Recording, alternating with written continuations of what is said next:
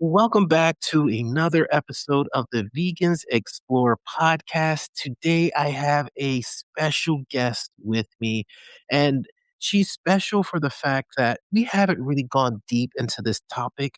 Meanwhile, it is a huge part of the animal rights movement. Without the work that our guest has done, we wouldn't be able to make the progress that we're making right now as a movement. So I'm so excited to have you on the podcast. And of course, our guest is Gail Eisnitz, who is a author. We get to talk all about her book, Out of Sight: An Undercover Investigator's Fight for Animal Rights and Her Own Survival. So thank you so much for providing me with a book, a copy of your book, which is out right now. You guys can get a copy. We'll talk about all that at the end, where you can get your own copy and read her story. But we will be going over a lot of that. Not everything, because we do wanna leave a few things for the book, so make sure you guys go ahead and check it out, but we'll be talking about a lot of the topics that she covers in the book in this podcast. Thank you so much for being on the show. Wow, thanks, Sean. Thanks for having me.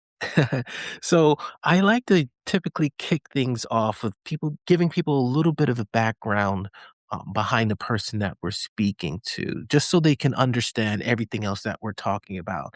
We call it our vegan origin story. So basically give us an idea of how you personally got started on your vegan journey. It all began when I was 14 years old and I saw a documentary on TV in which a mother polar bear was shot and her two cubs were left behind. And they were scared. They were so scared they didn't know what to do. And it just hit me really deeply and it set me on my journey to do animal protection. Um, And then my vegan journey started as I did investigations, and the more I found out about the animals I was investigating, the less I ate those animals. So it's been quite a while since I've been investigating, so I've been a vegan for quite some time. So take us that's huge, the investigation part. I've had an opportunity to speak to and be around a few investigators. I know it's not like a, something you just pick up and do tomorrow. There's a lot of thought that goes into it, a lot of safety precautions. There's a lot of things that can happen when you decide to do abuse investigation. So take us into what did that look like for you? I know you mentioned just a moment ago what kind of brought you to that, but what was next? How did you move forward with that? Like, take us through your whole process. What was that like? Sure. Well, I mean, I pretty much pounded the pavement for years trying to get a job in the animal protection business. And since I had been writing, I wrote for the New York Times for some pieces on animal protection, and I was finally hired by the Animal Welfare Institute in Washington, D.C. And eventually I was hired by Humane Society of the United States and then Humane Farming Association, where I'm chief investigator now. Uh, there was no training when I switched from writing to investigations. There was no training. It was all just we were flying by the seat of our pants. And we were able to get some incredible information. I started my investigative journey doing all sorts of different animal issues, but ultimately, when I received a complaint about um, cows having their heads skinned while they're still fully conscious at a slaughterhouse down in Florida, Oof. that started my big investigative journey into slaughterhouses and factory farms, which I've focused on now for many years. Wow. That was a when you said what you just said is like put a picture into my head, and I feel like that not shying away from the reality, the atrocities that are happening in these slaughterhouses and saying it as it is important because you wanna create that visceral feeling when people hear about it because it's not just as simple as putting a slab of hamburger meat on your grill.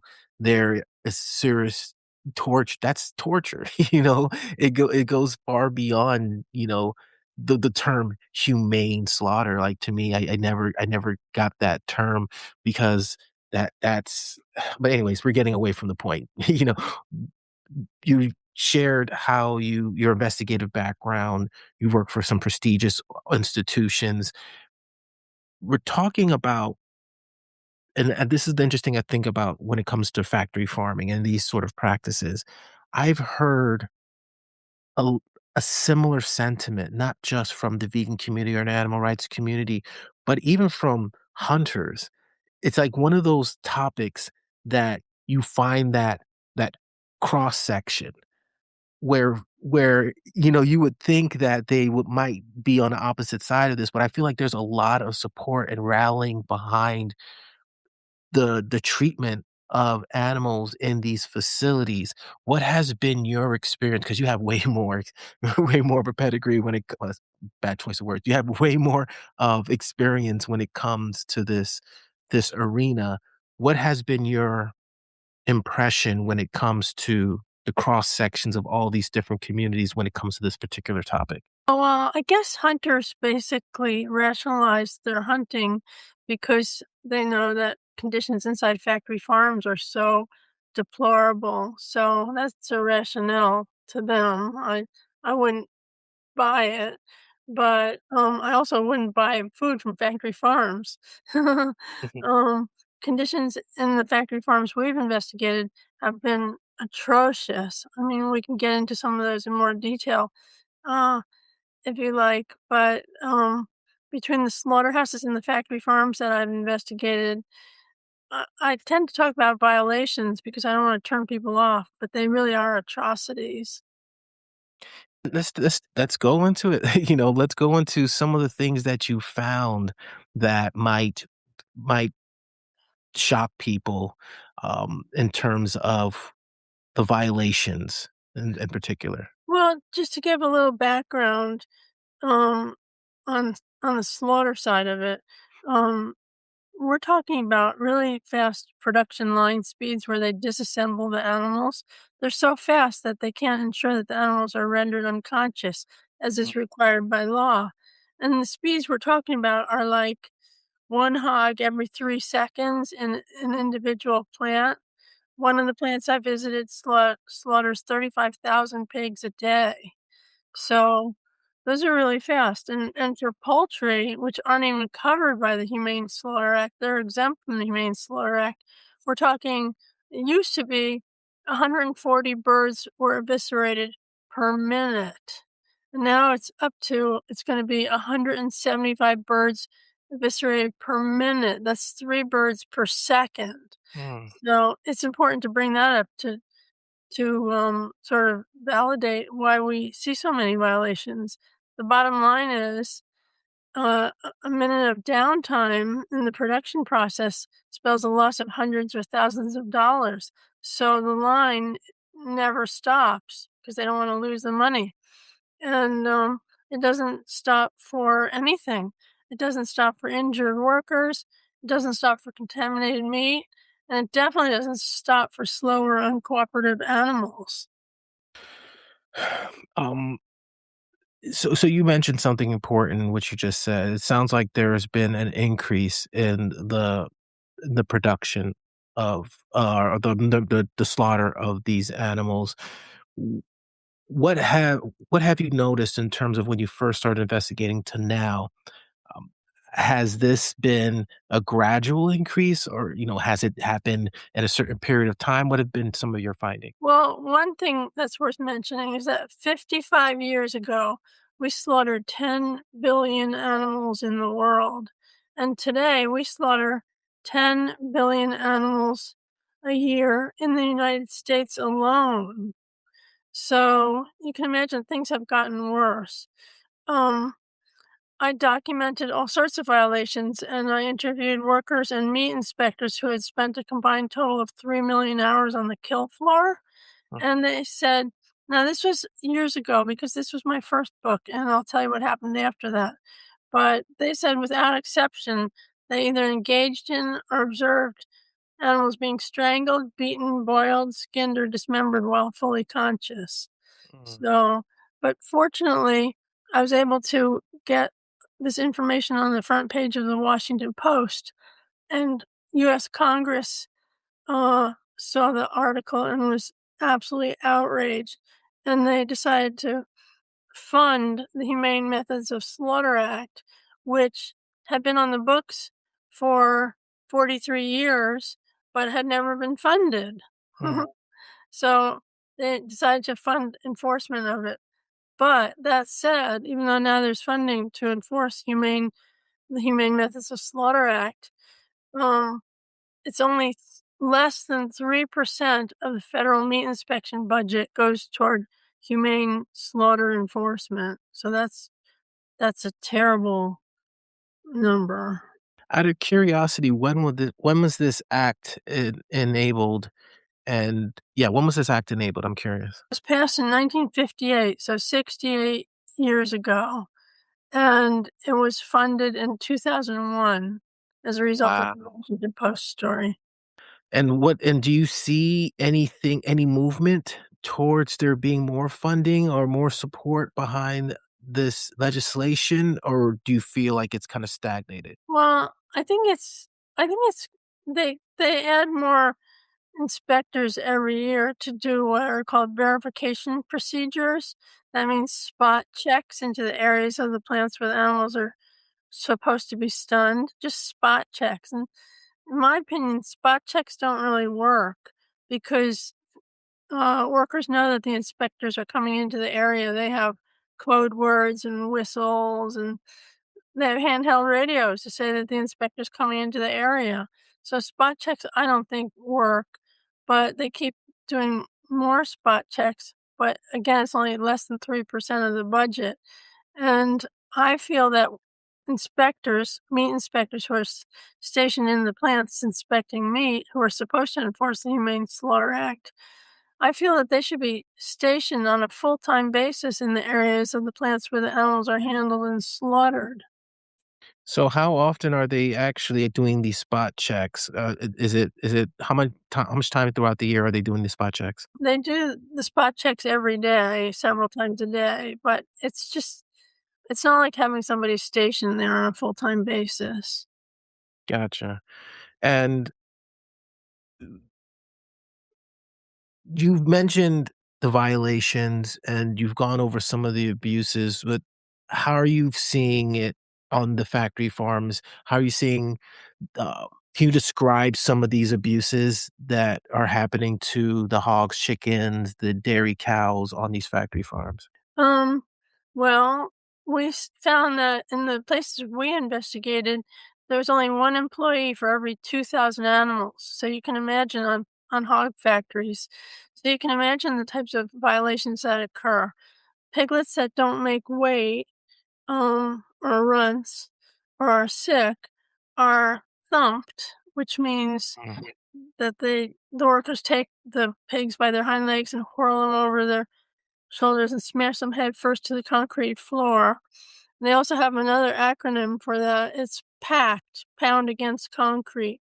And it's American Veterinary Medical Association approved, that's because the American Veterinary Medical Association is in bed with the producers, the farming industry, the agricultural industry.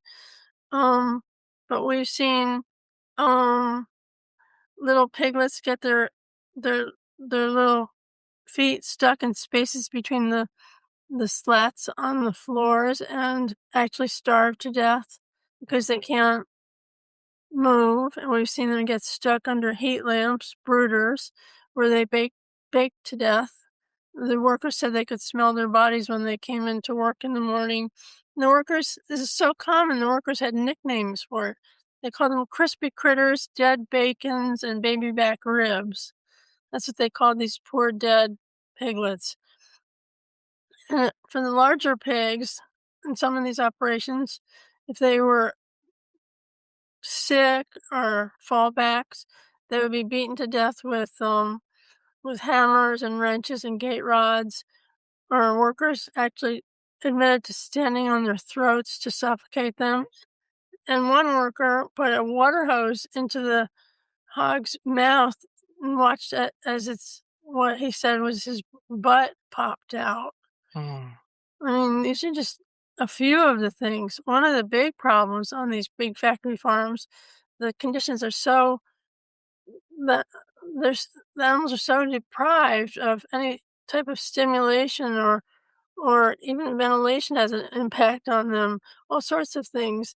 They engage in cannibalism, and that means they start with the ears or the tail, and they actually eat the hind ends and faces off of the animals. We have videotape of this, animals with their faces half gone.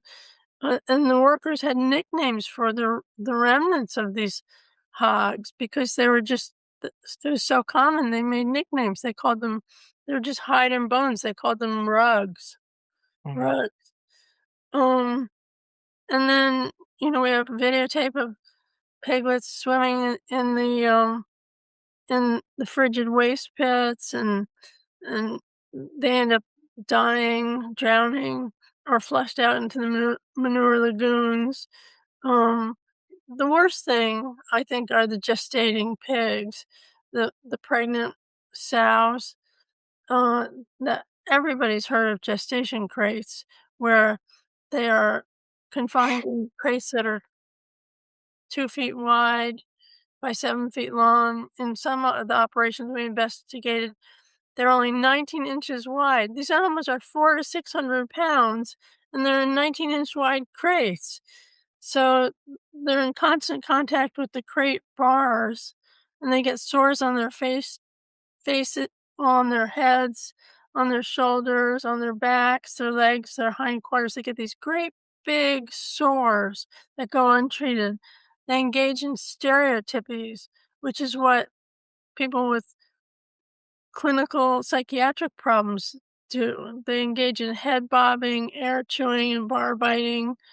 Um, they often collapse in their crates and s- starve to death or die of dehydration because they can't stand to reach the water nozzle. And then they're just dragged alive or dead into the dead pile, and dead trucks pick them up on their daily rounds, take them to the rendering plant. So, one operation that had to give up its numbers of dead pigs on the farm in 1 year. It had to provide that information because it was a subject of an investigation by the Department of Environmental Protection because the dead boxes were overflowing and the dead hogs were littering the ground.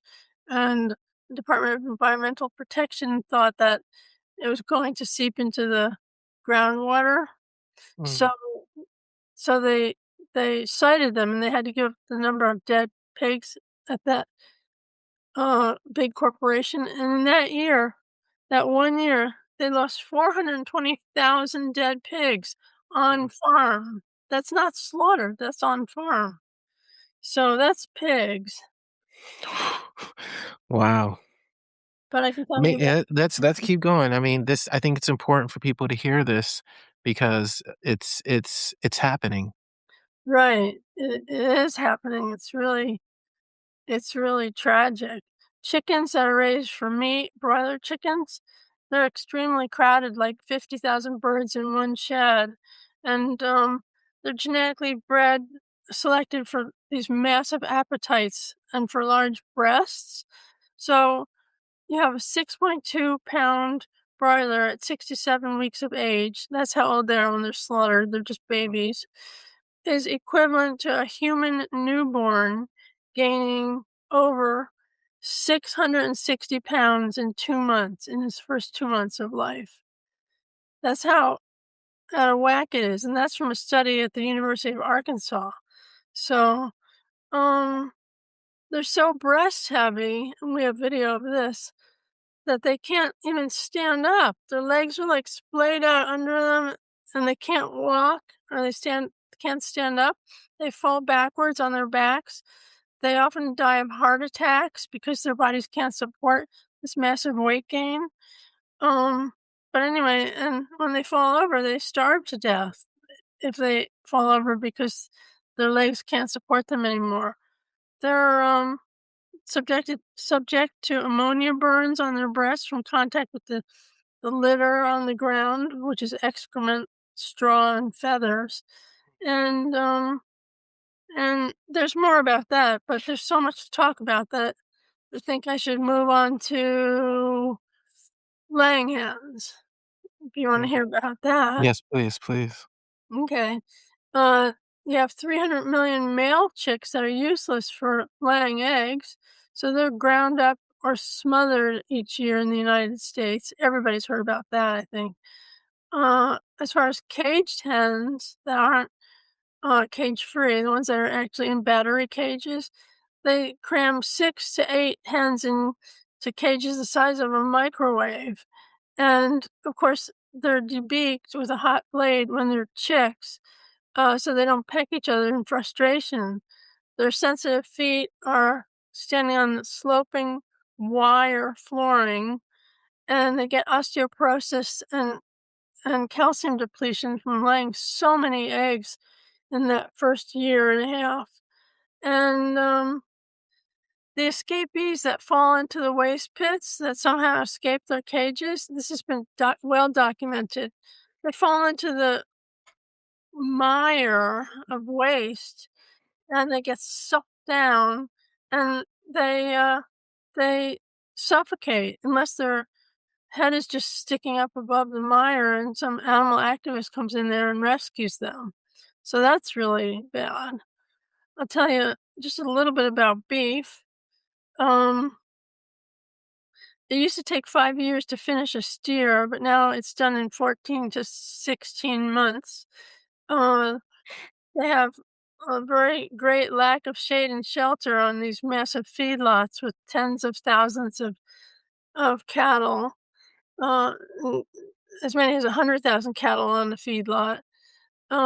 They suffer from lameness and foot rot.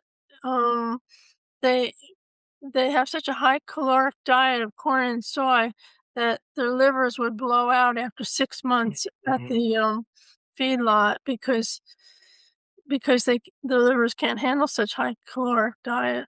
And the last thing that I think is really interesting is that they're fed, in addition to corn and soy, they're fed meal from chicken feathers, well, poultry litter off the floor of poultry sheds, and, dead pigs and fish. And then the last animal that we can discuss are dairy cows. They normally produce about less than 2 gallons of milk naturally to feed their calves, but on these giant dairy mega factories, they produce between 6 and 7 gallons, and at peak times, twice that amount. So they're producing 7 times what they would normally produce. Um, they're pushed so hard metabolically that they're slaughtered at 3 to 5 years instead of the 15 to 20-year lifespan that they would naturally have. They suffer from mastitis, which is an inflammation of the udder, which is really painful. And one operation we saw them the workers were being told to use a razor-like device to cut off a portion of the teat, which is excruciatingly painful, Mm. when it was infected. Um, Lameness from, urine and manure-soaked concrete floors that they live on, and, the last thing is the males, the calves, they can't produce milk, just like the, um, the laying hen male chicks can't produce eggs, and the male dairy calves can't produce milk, so they're totally useless to the industry unless they're used for Bob veal, which is slaughtered at 1 to 30 days and is used in hamburger and lunch meat, or milk-fed veal, which most people know are raised in tiny crates and can't turn around for their 5-month uh, confinement, or they're shipped long distances. This is pretty common now to be raised for cheap hamburger, or they're sold for rendering to be turned into tallow or grease or animal feed, or this is what we found, they're simply abandoned on the farm to starve to death, or they're shot, or they're buried alive, or they're beaten to death, what the workers called head bashing. Mm. So that's what we found on factory farms.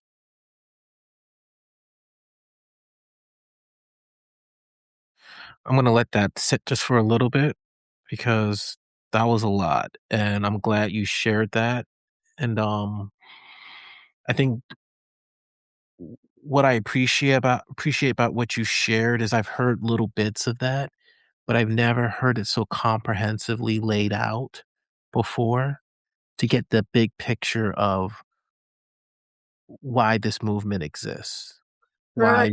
why we do what we do. It's like, you know, we create the correlation between your animal companions and, imagine this happening to them, and you shouldn't need to have that comparison. It's you see, and I saw something recently that is kind of like, yeah, I mean, the reason we do it to these animals is because they don't fight back, you Yeah. know? I So think if they could commit suicide, they would. yeah. So I've heard a term show up, but I don't have a full understanding of it. What is the idea behind depopulation? Oh, that's a great question. Um, Depopulation is the large large scale on-farm mass killing of animals who are, due to disease or other unforeseen circumstances, can't be shipped to slaughter. So, the American Veterinary Medical Association describes it as I'll just read this, the rapid destruction of a population of animals in response to urgent circumstances with as much consideration given to the welfare of animals as practicable. Mm, That is such a big loophole. It's ridiculous. Um, ventilation shutdown is a ventilation shutdown plus is a widely used form of depopulation where they seal up barn inlets. This is usually used for birds, poultry, and for pigs. They seal up barn inlets, shut off the ventilation system fans, heat the barn to triple digits or mm, pump in added steam, and the animals just bake to death. And that's the way the majority of the almost 200 million poultry, mostly laying hens, but also broilers, have been killed since 2022 to stop the spread of avian influenza. It's just sickening. 200 million birds have been baked alive, and 1 million pigs were killed using ventilation shutdown plus during the COVID outbreak because the workers couldn't work in the plants because they were getting sick, so the plants were temporarily shuttered. And so the pigs that were supposed to go to the plants might get too big. mm. So they killed 1 million of them by ventilation shutdown plus. They baked them to death. There's also another form of depopulation, which I'll just mention really quickly. It's very commonly used also. It's water-based foam, which is firefighting foam, which they spray into barns and up and over the animals. This is used for chickens and pigs to drown them or suffocate them. And that's a really, really sickening thing. Um, in line of something you mentioned earlier in terms of the conditions of the animals when they're out in the fields and in the elements where they may die because of the weather and whatnot. I heard that there are tax reimbursements or reimbursements to the farmers in that regard. Why is this a practice and why is it coming from our tax money, Yeah. to reimburse them? You and I are paying to support producers who allow their animals to die from exposure to the elements. Um, the USDA has a program called the Livestock Indemnity Program, and it reimburses farmers and ranchers for animals that die in inclement weather to the tune of 75% of the animal's market value. And now, in the big ugly bill in Congress, there, I think this they're trying to get this passed. It will even include 85% reimbursement for the animal's fetuses. If they have unborn fetuses in them, they get 85% of the fetus's value. So anyway, um, it's it's a real disincentive to provide the appropriate care for the animals, and it's an enormous waste of taxpayer dollars. So, I mean, enormous waste. Since 2008, we, taxpayers, have spent, um, about $500 million reimbursing farmers for hundreds of millions of dead animals, livestock, and poultry. And so we got legislation introduced in Congress last year, last session, that is, to require producers to have developed and implemented disaster preparedness plans, um, before they ever receive any compensation. But it didn't pass last year because bills don't pass that fast in Congress. We're trying to get it reintroduced in this session. So it's a very reasonable request. It's not Yeah. very much more than just protect your animals, or you don't get a dime of payment. And I wanna bring it I wanna bring everything back to the book, where, you if you're listening to this podcast right now, you're getting a lot of knowledge from someone who's been on the front lines investigating, gathering this information so it can be shared and so that we understand the plight of these animals and what's happening right now. So I do have a question regarding the book. Why did you decide to go with a memoir instead of a simple nonfiction book? It was written as a memoir to get mainstream readers reading it because I don't want just people who are involved in animal protection to be aware of this information. I want the general public, the consumers, to be aware of it. And so it focuses, it's kind of like a dual book. It uses my life story, it weaves my life story in with some of the types of violations that I've mentioned. Um, yeah, so that's why. And when you're out there and you're trying to get these stories out, you've mentioned you've worked with some major publications and media outlets. Do you find there is any hesitation regarding getting them to put the stories out there for them to co-opt a lot of the content that you are putting together? Any hesitation? There was so much hesitation, it was unbelievable. I worked with all 3 networks, ABC, NBC, and CBS.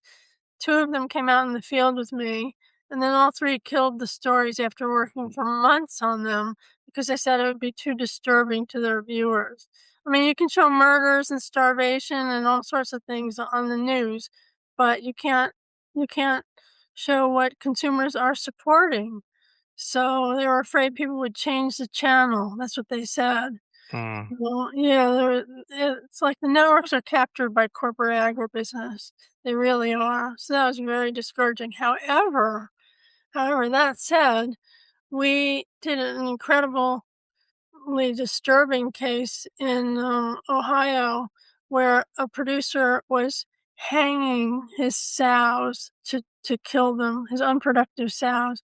He would They were no longer productive, they had difficulty walking, so he would kick them and prod them and, like, electrically prod them and, drag them out of the barn, drop them off a 4-foot ledge, then put a chain around onto a pile of dead and dying sows in freezing temperature, make them watch as they would put a chain around the neck of one of the other ones and attach the end of the chain to the tines of a front end loader and lift the fork on the front end loader, and the sows would struggle for 5 minutes going in circles trying to, well, just suffocating under the weight of their own bodies. And we got videotape of that, and HBO, which was not like CBS, NBC, and ABC, did an hour-and-a-half long documentary called Death on a Factory Farm, exposing the practice and the court battle and everything that resulted from that, practice. And with that being said, when you see this abuse, do you have any trouble working with law enforcement and actually prosecuting some of these cases? That's for sure. Huge problems. I mean, in the case down in Florida where the cows were having their heads skinned while they were still fully conscious, in our effort to represent the person that gave us that information, who was a USDA employee himself and was fired for going public with this, we took the USDA to court. And as a result of that, the USDA was required to conduct an investigation at the plant. It was the largest cow beef kill in the southeastern part of the United States. And they conducted the investigation, and of course, we won our whistleblower his job back. But the plant, even though it had plans to expand, mysteriously went out of business.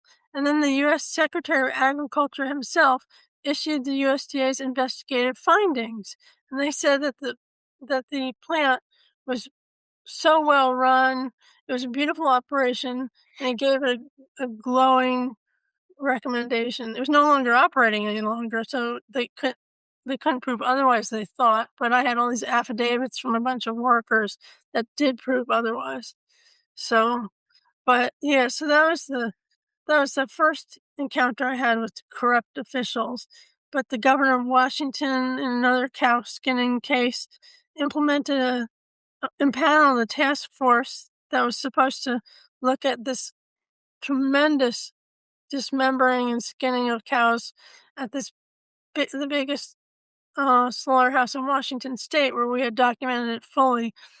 And workers had provided affidavits, and we had videotape of the cows being skinned alive. And then the governor of Washington and his task force said that Humane Farming Association, who I work for, had orchestrated the evidence had manufactured the evidence and Mm, orchestrated the issue for fundraising purposes. So, and then there were another 5 or 6 um, attorneys general in these different states, where we provided evidence at factory farms of some of these violations that I've been talking about. We provided so much evidence. It was overwhelming. We provided photos and video and affidavits. In one case, we provided 800 pages of testimony. And in every case, the attorneys general declined to prosecute because mhm. they are captured by corporate agribusiness. Um, I I w I wanna go back a little bit, with your memoir. W What makes your personal story so unique? Oh, well, Sean, thanks for asking that question. That's a good question. Um, I have a rare visual processing disorder, and my vision is pixelated, which means I see the world as made up of dots. And at times I felt like I had dyslexia of the world, where everything was confusing and nothing made sense. Almost like you're looking in a funhouse mirror. And my efforts to expose the animal cruelty that's described in the book take place against my efforts to find a diagnosis for what was a crippling disorder. And so it took me many years to find an answer to that question, because the fact is, the disorder wasn't identified in the scientific literature until 10 years ago. Mm, I lived with it my entire life, and I thought I was I thought I was crazy. I didn't know what was wrong with me. So I used that story to so that it's not a book just being a book of a litany of horrors of animal abuse. It follows the story of my struggle to find out what is ailing me. And I got my diagnosis 3 years ago, and I won't tell you what it is, but it's revealed at the book's climax. But it makes for good reading because people are all saying that it's a real page turner. The book is mm, a real page turner and that they can't put it down. And there's lots of reviews on Amazon.com that say that it's well, this one person said, um, this book reads mostly as a thriller, a suspenseful medical mystery woven into the heroic tale of Gail Eisnitz. And then she goes on and on. And then she says, warning, you will not be able to set her life story down. So that's that. that's important to get out because I don't want people to think that if they read this book, if they get it from the library or buy it on Amazon or wherever, that they're just gonna be reading a litany of horrors. The litany of horrors that I provided today are just because I have a short amount of time and I wanted to tell you as much information as I could, but the book's not just like that. And I'm looking at the book right now, and the top, I think, says it all from Jane Goodall, shocking, heartbreaking, and full of compassion. I think that last part is an important piece of that, full of compassion. It shows where the heart of this book is.